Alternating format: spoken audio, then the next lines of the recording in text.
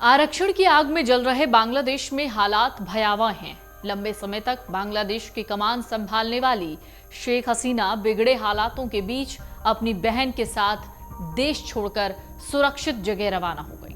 कहा जा रहा है शेख हसीना भारत के रास्ते यूरोप के किसी देश जा रही हैं।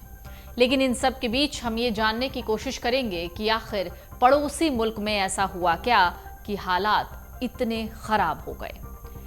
शेख हसीना को बांग्लादेश में हो रहे बड़े स्तर पर विरोध प्रदर्शनों की वजह से इस्तीफा देना पड़ा। सोमवार को प्रदर्शनकारी ढाका के पीएम आवास में घुस गए।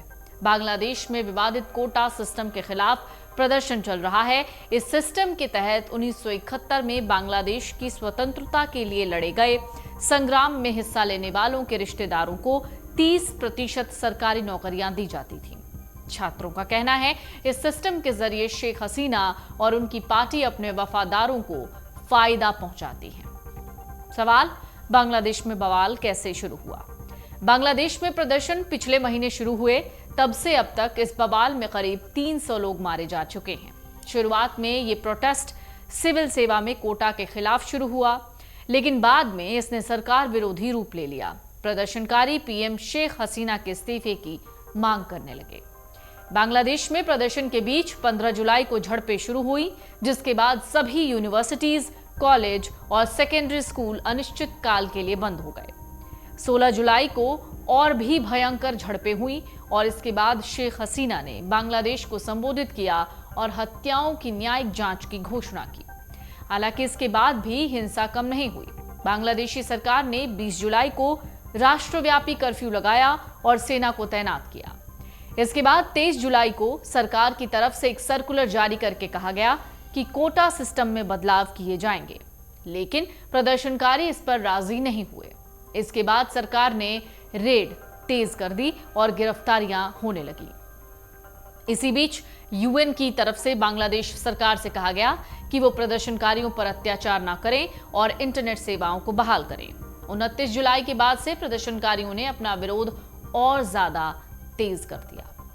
बांग्लादेश में अभी फिलहाल क्या स्थिति है वो भी समझ लीजिए। बांग्लादेश में रविवार को बहुत जबरदस्त विरोध प्रदर्शन हुआ। इस दौरान हिंसा भी हुई, जिसमें 100 से ज्यादा लोग मारे गए। प्रदर्शनकारियों के विरोध प्रदर्शन के दौरान पुलिस और सरकार विरोधियों के बीच जमकर झड़पें हुई। सोमवार को कुछ प्रदर्शनकारी ढाका के पीएम आवास में घुसे। सोमवार को शेख हसीना के देश छोड़ने के बाद बांग्लादेश के सेना प्रमुख जनरल वकार उज जमा ने मीडिया से बातचीत की। कहा उन्होंने राजनीतिक नेताओं से मुलाकात की। उन्हें बताया कि सेना कानून व्यवस्था की जिम्मेदारी संभालेगी। देश भर में विरोध प्रदर्शनों के बीच जनरल ने यह भी कहा है कि उन्होंने सेना और पुलिस दोनों से गोली न चलाने को कहा है। तो शेख हसीना के बांग्लादेश छोड़ने के बाद अब क्या हुआ है?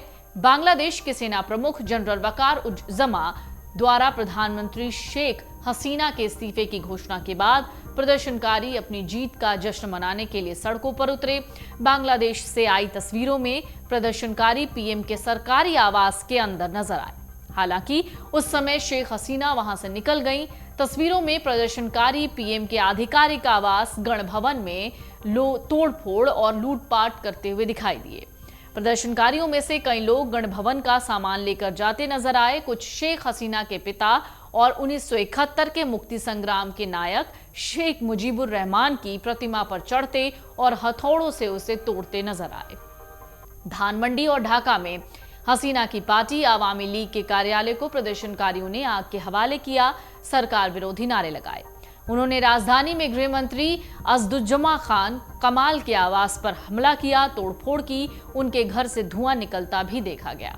ढाका विश्वविद्यालय के प्रोफेसर हैं आसिफ नजरुल, जिन्होंने शेख हसीना के बांग्लादेश छोड़ने के बाद लोगों और छात्रों से धैर्य और अनुशासन बनाए रखने की अपील की है। उन्होंने सोमवार को अपने फेसबुक पेज पर पोस्ट किया। एक वीडियो संदेश के जरिए कहा, हम अभी सेना प्रमुख के साथ चर्चा कर रहे हैं।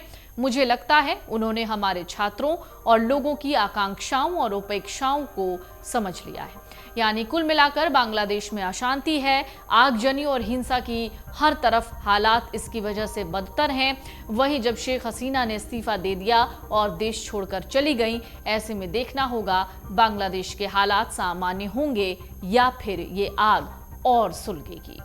अगर आप ये वीडियो YouTube पर देख रहे हैं तो हमारे चैनल को सब्सक्राइब करें और बेल आइकन को दबाना ना भूलें। अगर आप Facebook पर ये वीडियो देख रहे हैं तो हमारे पेज को लाइक करें।